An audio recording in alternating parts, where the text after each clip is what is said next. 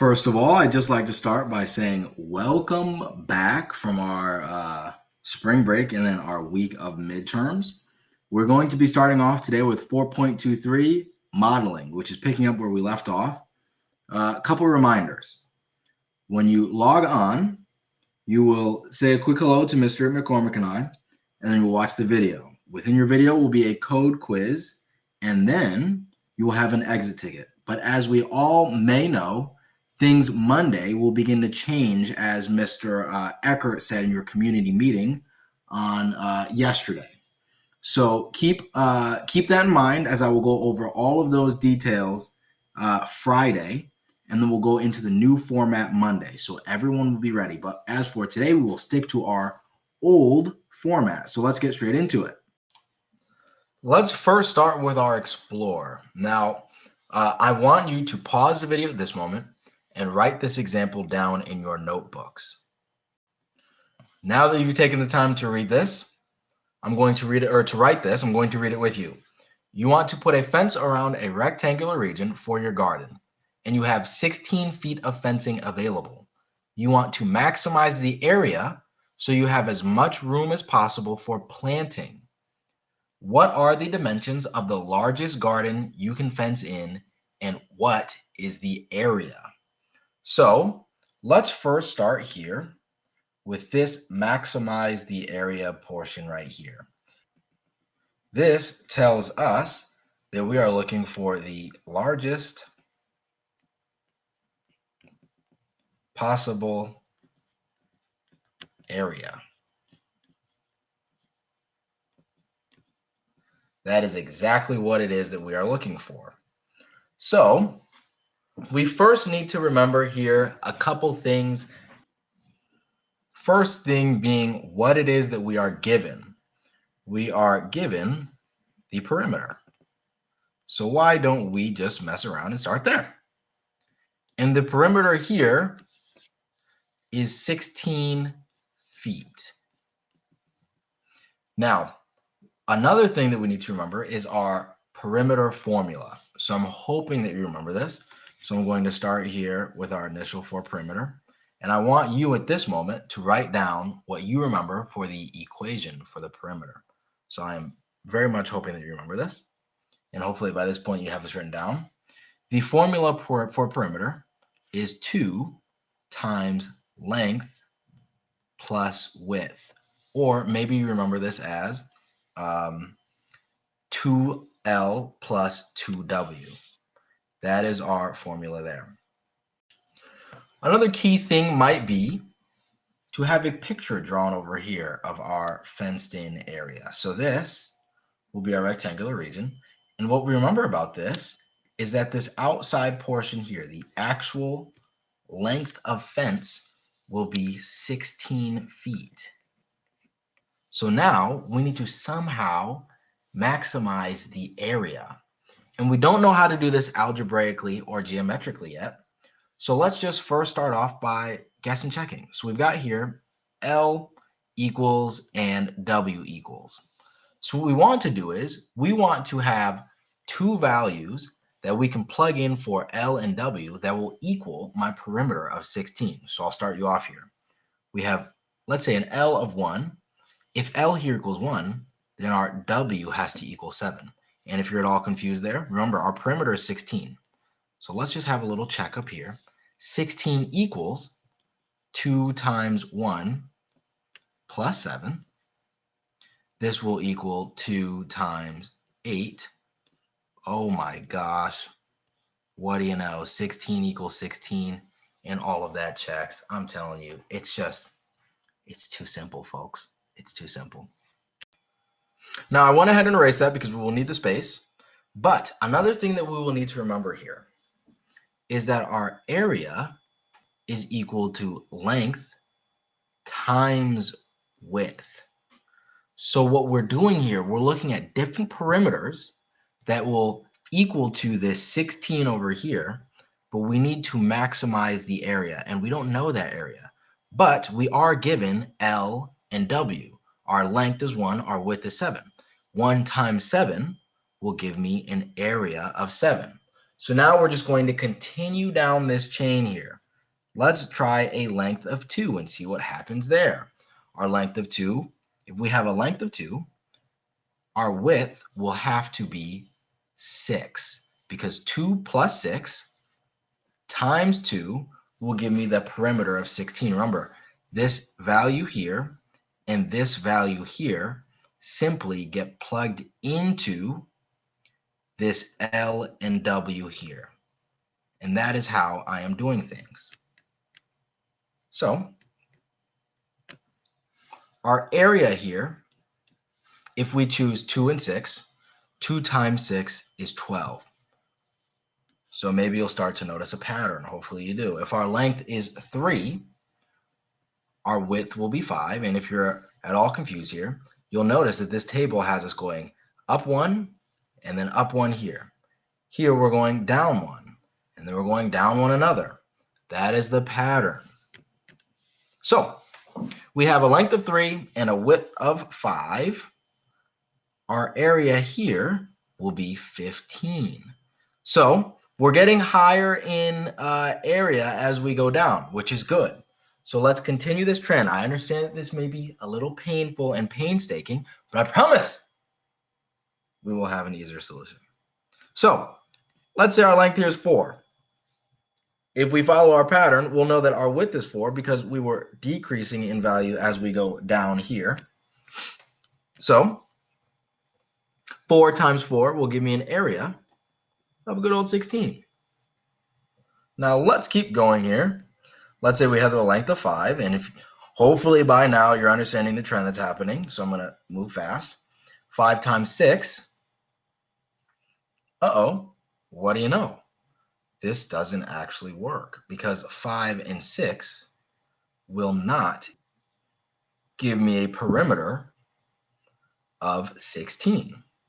So what we have to do here, we have to get rid of this 6 here, because now we have to go back down. We have to go down to 3. And this fulfills our perimeter obligation up here. So we now have an area of 5 times 3 gives me 15. And if you're at all confused here, I'll do a little side math over here. 2 times 5 plus 3 will give me 2 times 8, which equals 16. And oh my gosh, what do you know? We are in business. What we can now notice, I'm going to switch to highlighter green here. What we can now notice is that our area had a natural tendency to increase, but something happened here where every other combo of our length and width will now cause us to have a lower area. So last but not least here, our answer will be this right here, because 4 and 4 provides us with the largest area. That's a hand clap for you because we have done it. So make sure that you have all these notes written down, and I'm going to show you how to do this algebraically. No more of all of this. This is a no-no. So let's move on to the next example. Wonderful. Example number 2, sort of. If you'll notice here, this is exactly the same, but now we're going to do the same thing with more algebra, so we have to do much less work. Okay, so the first thing we want to do here, we're going to first look at this portion here. We want to write an equation that represents the relationship between length and width of this rectangle. So let's first understand this. We have a perimeter of 16. Now what I'm doing is I am just going to fill in this perimeter equals 2L plus 2W, which L stands for my width, or excuse me, L stands for my length, W stands for my width. So we have here 16 as our perimeter. We know that because it was given to us right up there, and we need to maximize the area. Okay, write an equation to represent this relationship between length and width of this rectangle. So we know our perimeter is 16, so that's why we replaced our perimeter with 16, but we don't yet know the length and width. So let's simply write 2L plus 2W. Now, let's simplify. So first thing I want to do here, I can immediately notice that this 2 can be pulled out. So now I have 2 times L plus W. Let me try that again. Make that a little bit better for you. L plus W, much better. Now, since I can take that 2 out, I can now do the next step, which is dividing the whole thing by 2 so that these cancel. And my final product over here will be 8 equals L plus W. Oh my gosh, we figured this out. As I should have said in the beginning, pause the video. We should write 1, 2, 3, 4, and 5. You should be writing this down in your notes. So if you have not done so, take a moment, pause now. And we're back because you just paused so that you could write all this down in your notebook.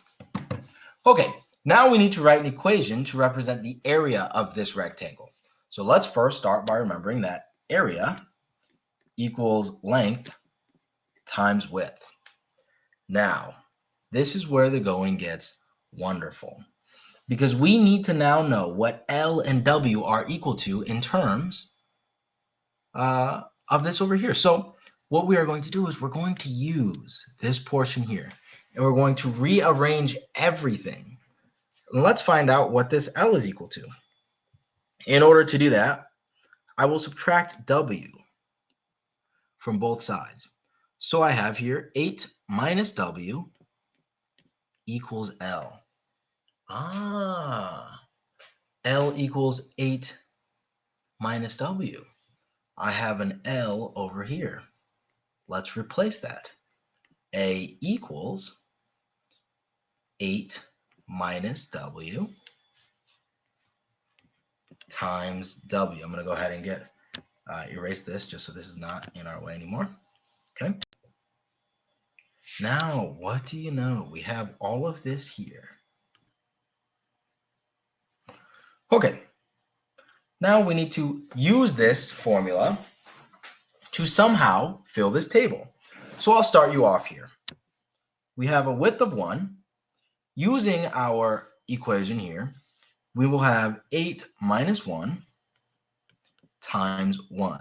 This will be 7 times 1. This gives me an area of 7.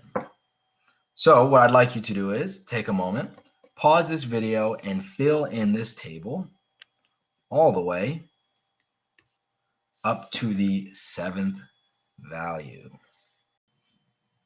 What I should see in everyone's table, if I were there monitoring your work, is your table completed like this. Now, if you'll notice here, question number 4 says something very important.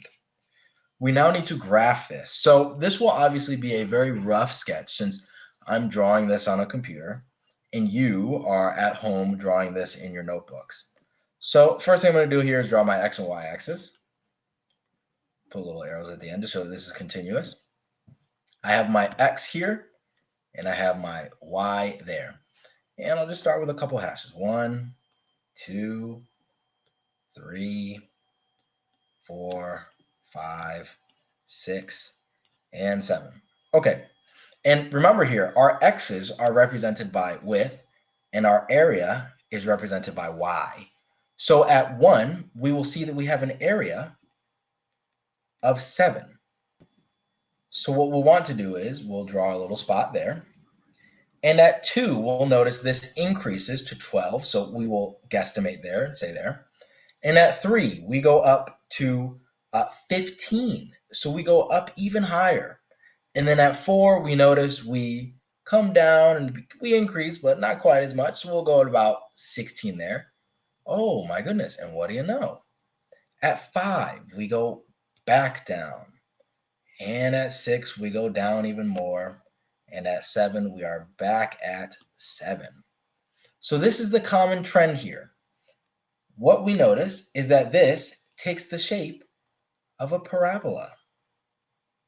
So when I ask you here, what is the maximum area? If you were to take this, you would say that the maximum area is at this point right here. And this point is known as our vertex. Wonderful. So remember here, when we are looking for a maximum, we have got to look at our vertex. So what will happen from this point forward? On your example, I will ask you to do something that literally mirrors this. But before we do that, we have got to address number 5. 5 says, which point on the graph represents the maximum area? Explain the meaning of the x and y values in that coordinate pair. So if you notice here, our x is 4, and our y value, remember, is at 16. So our coordinate pair will be 4, 16. And what this represents is that at a width of 4, our area will be 16.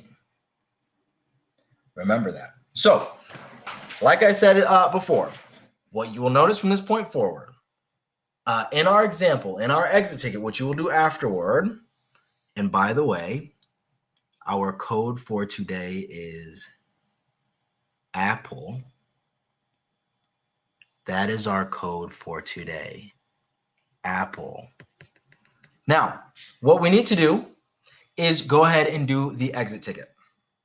So please go ahead, take a look at that exit ticket and check in with myself and Mr. McCormick. And please remember, Wednesday, Thursday, and Friday will be very different because Monday, we start something brand new. I'm sorry, Wednesday, Thursday, and Friday will be the same as before, but Monday will be very, very different. So with that being said, that is a round of applause for you today for making it through that video. Have a wonderful day, but I will tell you that in person when you check back in with us in the Zoom call. Okay, have a good one. Bye-bye.